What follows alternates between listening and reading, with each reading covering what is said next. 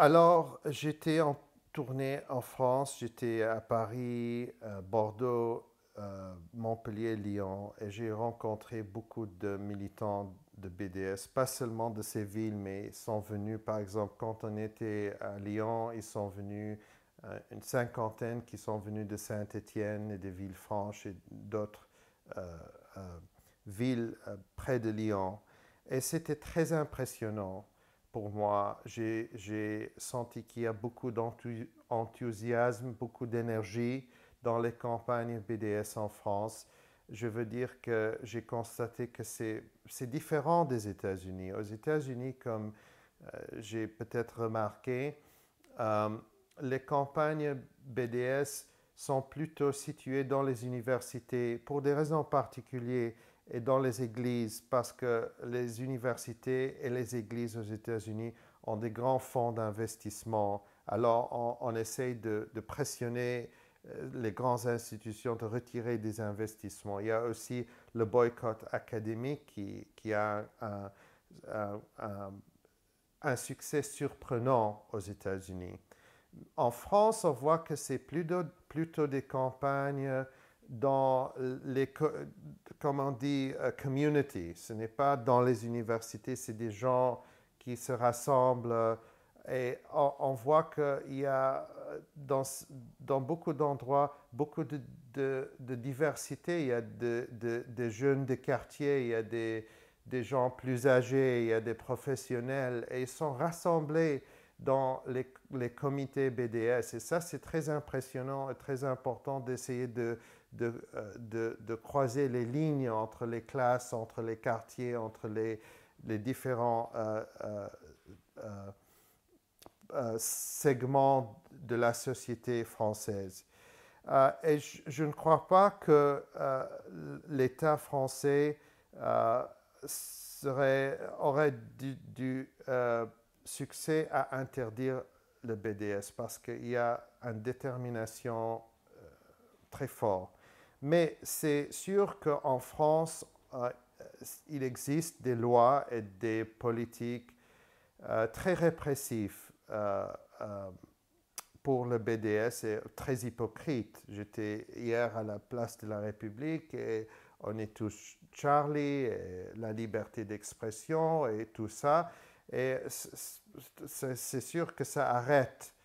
Il y a un mur autour d'Israël, autour de critiques d'Israël, où on ne peut pas aller sans voir une réaction très répressive de l'État. Et c'est l'État même.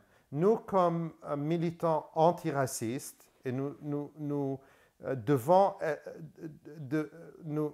c'est notre devoir d'être antiraciste si on est solidaire avec la Palestine. On ne peut pas être raciste et solidaire avec la Palestine, à mon avis. Alors, nous, comme militants, nous luttons toujours contre toute forme de racisme, y compris l'antisémitisme.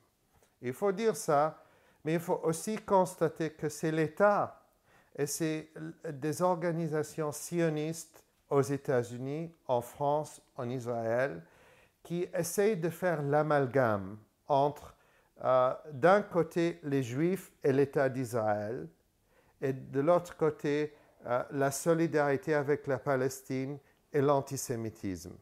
Et c'est dans cette atmosphère ou dans ce contexte qu'on voit des campagnes très répressives. En France, ça prend forme de répression étatique par les procès de BDS, où j'ai entendu on a maintenant établi des organes de l'État comme, comment ça s'appelle, il y a un nouveau bureau pour lutter contre... voilà. Et aux États-Unis, parce qu'il n'y a pas de loi qui limite ce qu'on peut dire, on ne peut pas rendre les gens à la justice pour incitation de la haine ou des choses comme ça. On utilise différentes méthodes. Dans les universités, on vire les professeurs où on essaye de virer. Parfois, ils ont des... on essaye de virer les professeurs qui sont critiques d'Israël. On les accuse de faire je vais peut-être dire en anglais, academic misconduct. On les accuse de certaines formes qui ne sont pas de bons professeurs. Oui, des choses comme ça pour essayer d'effrayer les professeurs. On amène les étudiants dans les procès disciplinaires de l'université. On essaye de pressionner les universités d'adopter des définitions de l'antisémitisme qui incluent un critique d'Israël ou critique du sionisme. Alors on essaie de faire l'amalgame et on utilise des tactiques et des méthodes qui conviennent au lieu. En France, on peut utiliser la justice. Aux États-Unis, il faut des différentes méthodes. Et c'est très lourd, mais je ne crois pas que ça marche parce qu'à la fin, les gens commencent à comprendre que si on a recours à utiliser des méthodes répressives, c'est qu'on n'a rien à dire, on n'a pas d'arguments.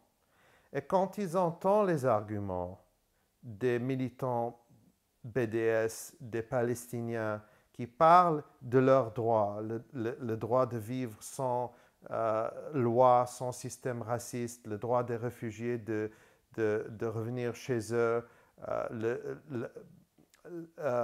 les demandes pour la fin de l'occupation. Quand les gens écoutent ça, ils ne peuvent pas dire que c'est irraisonnable ou c'est extrémiste ou que c'est anti-juif. Alors Israël et les organisations pro-israéliennes ont des difficultés à gagner les arguments, attirer surtout les jeunes, et ils restent de plus en plus sur ces méthodes répressives. Okay. Merci beaucoup. Merci.